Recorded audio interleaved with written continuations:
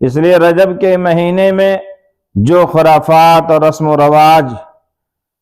لوگوں نے پیدا کر رکھی ہیں اس کو چھوڑنے کی ضرورت ہے۔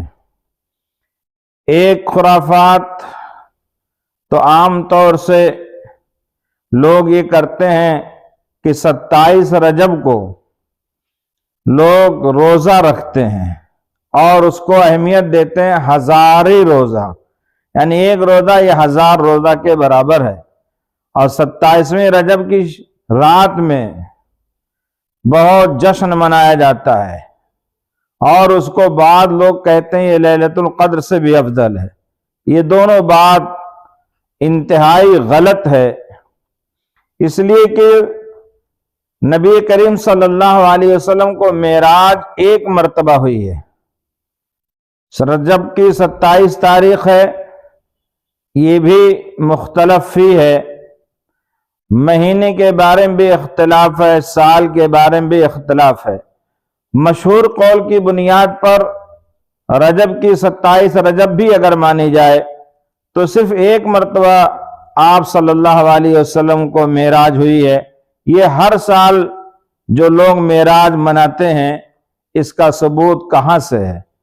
لیلۃ القدر جسے شب قدر کہا جاتا ہے، ہر سال رمضان آتا ہے اور اس میں ہر سال شب قدر ملتی ہے، وہ تو منصوص ہے، قرآن کریم سے ثابت ہے۔ اس لیے رجب کے مہینے میں روزہ رکھنا اور یہ عقیدہ رکھنا کہ نبی کریم صلی اللہ علیہ وسلم جو معراج میں تشریف لے گئے تھے اور اس کی وجہ سے یہاں روزے کا بہت ثواب ہے، یہ عقیدہ غلط ہے، اس کو چھوڑ دینا چاہیے۔ ہاں، رجب کا مہینہ افضل ہے، 12 مہینوں میں 4 مہینے حرمت والے ہیں، منہا اربعۃ حرم قرآن میں ثابت ہے، اور ان 4 مہینوں میں رجب کا بھی ایک مہینہ ہے۔ اس مہینے کے بارے میں حدیث پاک میں آتا ہے، نبی کریم صلی اللہ علیہ وسلم جب رجب کا چاند دیکھتے تو آپ یہ دعا پڑھتے تھے، اللہم بارک لنا فی رجب و شعبان وبلغنا رمضان، اے اللہ رجب و شعبان میں برکت عطا فرما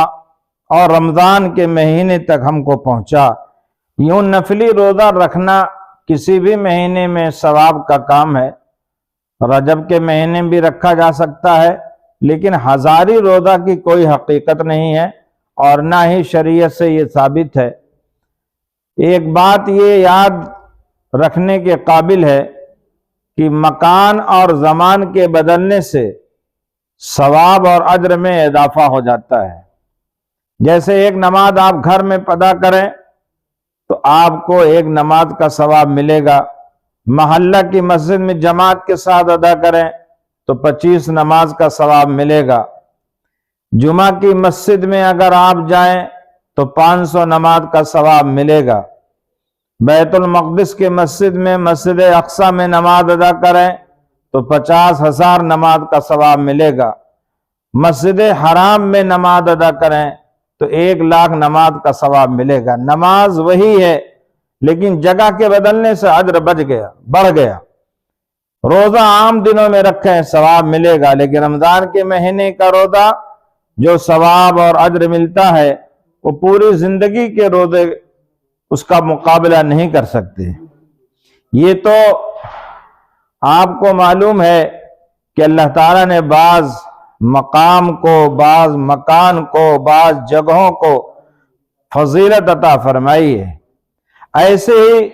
بعض زمانے کو بھی، بعض اوقات کو بھی اللہ نے فضیلت عطا فرمائی ہے۔ آپ نماز پڑھیں دن میں کسی وقت بھی ثواب ملے گا، لیکن رات میں اٹھ کر تہجد کی نماز پڑھیں اس کا ثواب بہت زیادہ ہے، نفلی نماز ہے لیکن اجر بہت زیادہ ہے۔ تو یہ چیزیں جو شریعت سے منقول ہیں، یہ چیزیں ہمیشہ ذہن میں رہنا چاہیے۔ اپنی طبیعت سے رجب کے اندر یا کسی بھی مہینے کے اندر کوئی چیز گھٹانا، بڑھانا، شوق پورا کرنا، اس کا نام دین و شریعت نہیں ہے۔ اس لیے یہ بات ہم سب کو یاد رکھنا چاہیے کہ پرانے زمانے میں رجب کے اندر لوگ قربانی کیا کرتے تھے اس کا نام عتیرہ رکھتے تھے، کوئی حقیقت نہیں اس کی، اللہ کے رسول صلی اللہ علیہ وسلم نے اس کو ختم کر دیا۔ اس لیے رجب کا مہینہ اپنی عظمتوں حرمتوں کے باوجود ان تمام رسوم و رواج اور بدعات کی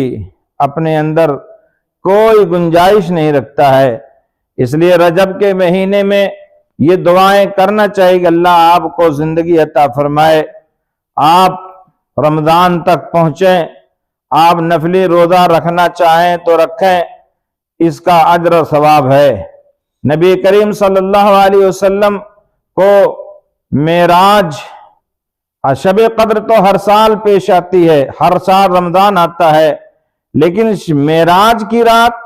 یہ ہر سال کہاں سے آتی ہے؟ معراج تو ایک ہی مرتبہ آئی ہے۔ اس لیے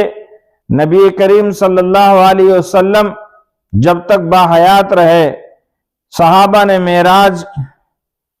پر کوئی جشن نہیں منایا اور کوئی اہتمام نہیں کیا۔ نبی کریم صلی اللہ علیہ وسلم کے بعد حضرات صحابہ کرام رضوان اللہ علیہم اجمعین کا دور آیا، انہوں نے بھی معراج کی رات یعنی 27ویں رجب میں کوئی اہتمام نہیں کیا۔